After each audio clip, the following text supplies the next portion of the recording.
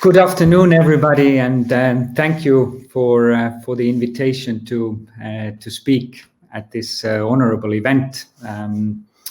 I am Oliver Vaartnou, and I present an IT company that comes from Estonia and that has done a lot of the work here in Estonia on the digital identity ecosystem.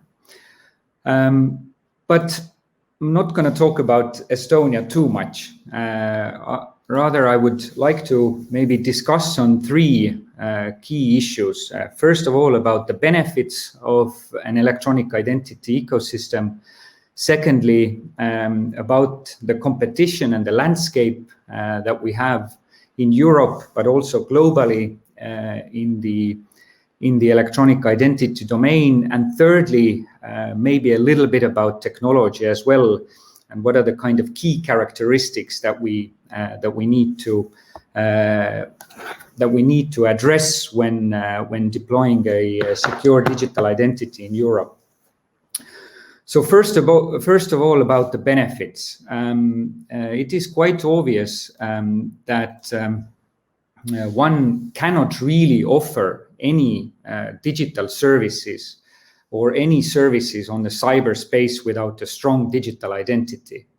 When we have deployed, when we look at the story of the Estonian e-government, or where we have deployed our technologies, Estonian technologies, to other countries, we always, or we mostly start with the issue of digital identity. How can we authenticate people in the cyberspace in order to offer them services? Everything, all services, public services, are connected to this strong digital identity. Think about electronic voting. One cannot vote online when you really don't know who's behind the identity that is voting. How can one offer social security benefits online without identifying a person online?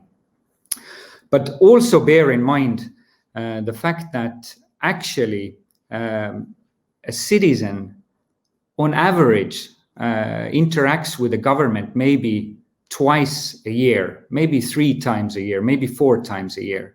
But mostly a citizen actually talks to the private sector by accessing its online banking system or telco system, or paying electricity bills, etc., etc. So it is really key actually to enable also private sector to be part of that formula. Mr. Ansip mentioned that Estonia has saved 2% of GDP because of the fact that we have a digital identity. We don't have trolleys going around with contracts between companies. When I sign something, when I win a procurement here in Estonia, I do everything online. There is a huge societal benefit because of that. And finally, let's not forget about the COVID crisis. We have been in lockdowns in Europe, but we need to offer services. We need to reach our people when they are home. And digital services is definitely the best way reaching these people, providing them the services that are needed. A little bit about competition and landscape. Mr. Ansip also mentioned that the competition is fierce. There is a huge push actually to use Facebook, Google, Microsoft authentication technologies, or Adobe's digital signature technologies.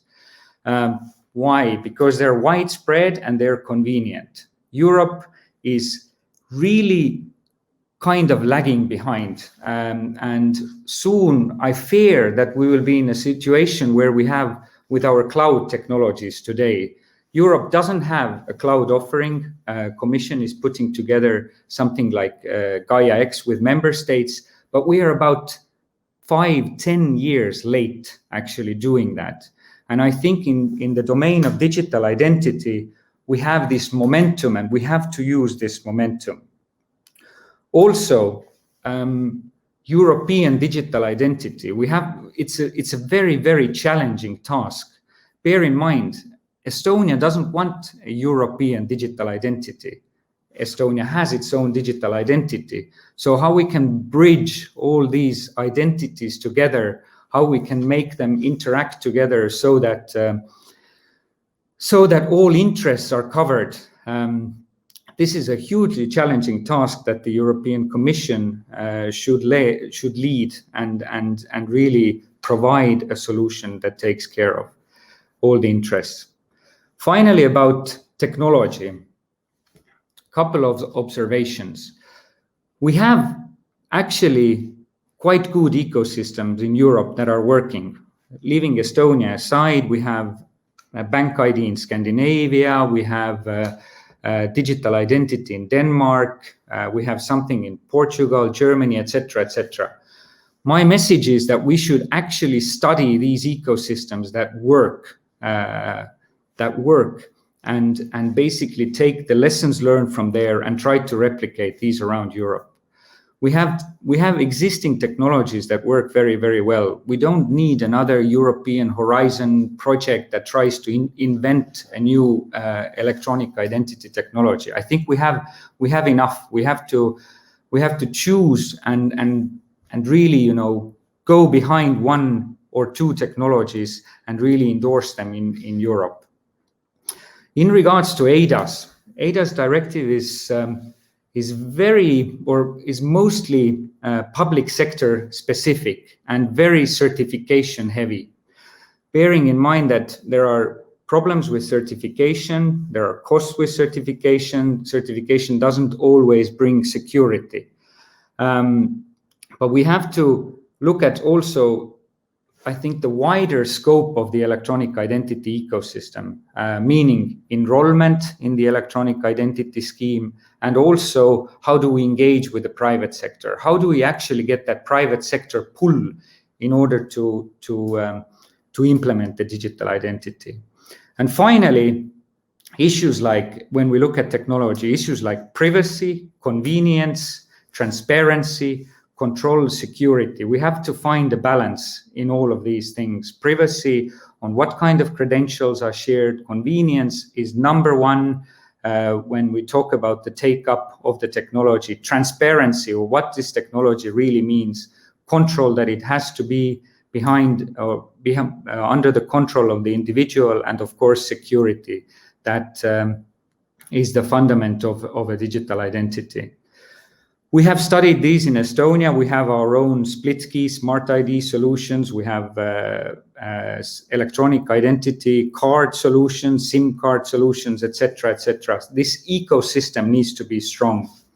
And finally, my point is business models. Let's not forget about business models. In a lot of cases where we have seen the failure of digital identities because of the failure of the business models. Let's open a debate on what is a successful business model on a digital identity. Thank you very much.